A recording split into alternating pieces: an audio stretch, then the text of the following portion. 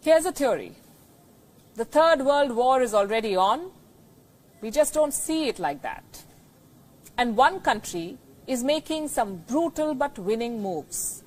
China relies on stealth and deceit, strategic moves that are not entirely confrontational, moves that do not cause immediate shockwaves, tactics that are hiding in plain sight.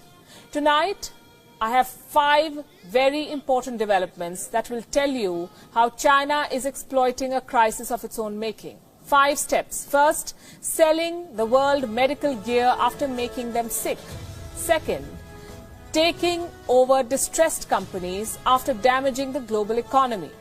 Third, stockpiling cheap crude oil after causing an oil price crash. Fourth, hoarding grain as the world faces a potential famine. And fifth, pumping money into the WHO to control global platforms. This is the plan, and it's already in action. We've already reported in detail about China's substandard gear, the medical gear that it's selling the world, and attempts to buy distressed companies the world over. So we'll focus on the 3 latest moves tonight. Number 1, Chinese investments in the WHO. They have shot up after the US decided to freeze funds. China has decided to donate another $30 million to the WHO, and that too in cash. This is in addition to the $20 million Beijing previously committed to the health body. Until recently, the United States was the largest donor to the WHO. China was contributing around $40 million every year. That is fast changing. China is on its way to becoming the biggest donor to the World Health Organization. China says it is doing so, in their words, to strengthen the health systems in developing countries. We're not sure about that. Here's what it will definitely strengthen, though: China's control on the World Health Organization. Step number 2, China is stockpiling cheap crude oil after oil prices hit rock bottom. China is buying tremendous amounts of crude oil. Prices have collapsed thanks to the slowdown post the Wuhan virus. The world is running out of storage space. Governments across the world are spending on healthcare instead, and they don't have space to store this oil. Oil prices went into the negative. China, though, has space for more oil, and it has the money to spend. The coronavirus is not as big a problem anymore, it appears. So here's what's happening. Chinese imports have risen by 4.5% last month. Beijing says it is buying more to save the oil industry.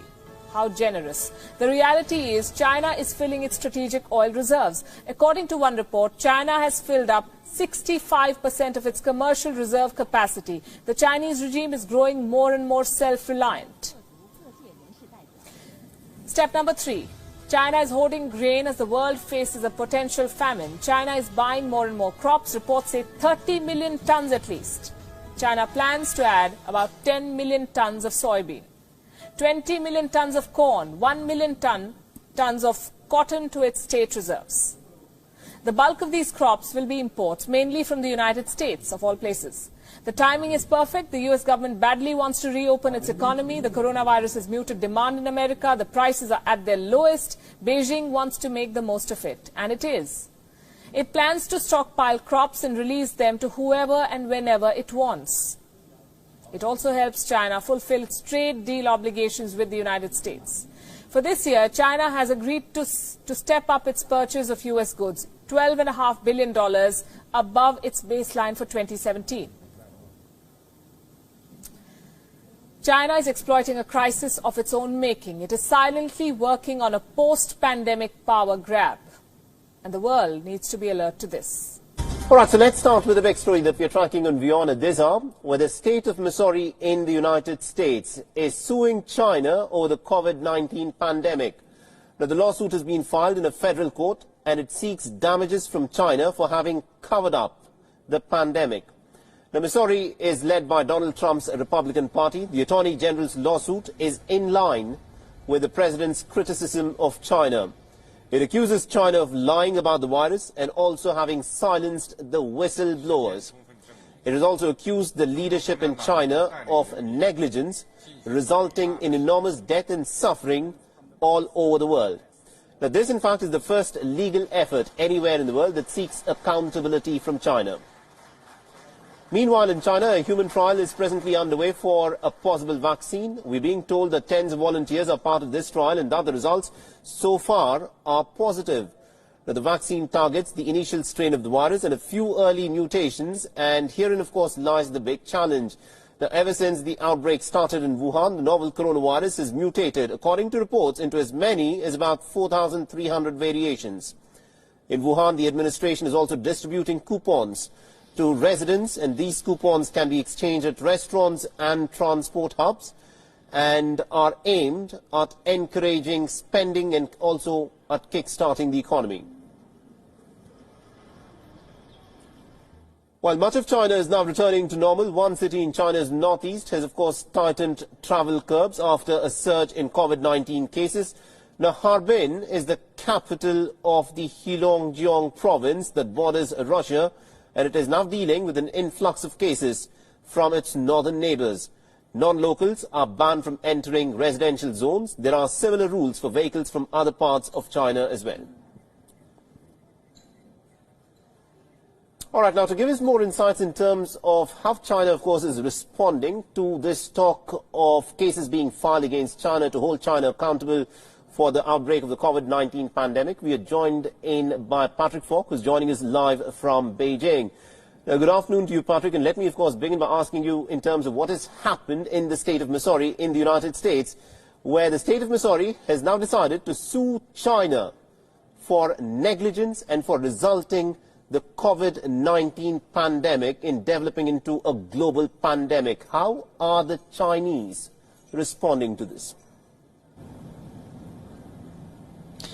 Well, there's certainly no official response coming from the Chinese, and it does seem unlikely that there will be. This isn't the first lawsuit of its kind that's been made against the Chinese government, but it is, as far as we understand, the first by a U.S. state, essentially accusing China of covering up the coronavirus outbreak or the extent of the outbreak, particularly in the beginning months, and also not making it clear about the ability of the virus to transmit from humans to humans in the early months of the outbreak. As I say, though, not likely to get any response as such from the Chinese. As one commentator has already put it, if we can start going after governments about these sorts of things and the economic trouble that they have caused, then a lot of people are going to be putting their hands up and pointing the finger at the US over the 2008 global financial crisis. However, this is indicative of the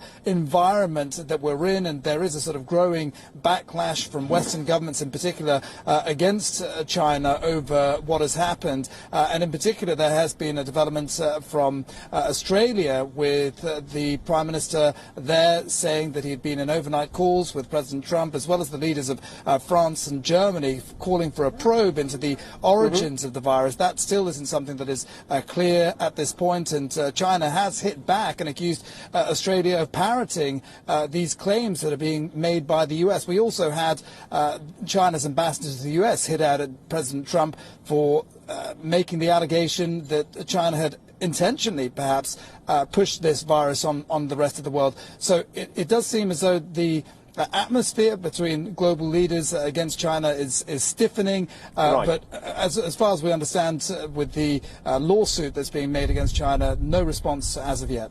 Absolutely. And also, there is this talk of, reparations that China may have to pay. This is something that is doing the rounds. There was a paper in Germany that spoke of reparations to the tune of almost about $160 billion. There are also talks that perhaps because China has lent out so much money to African nations, different African nations, and because of the COVID-19 pandemic, the economic activity has come virtually to a standstill, and therefore China must not try and ask these African nations to repay some of these loans. How is China looking at all of this talk? Concessions, if you like. There's no precedence for it as far as we understand, and China in many ways feels that it's trying to do what it can to support countries that are grappling with the crisis at this time. And also one quick question just before I let you go, Patrick. There are reports of certain cases of infections where people had first completely recovered and then they again tested positive for COVID-19. How much of a concern is this within China?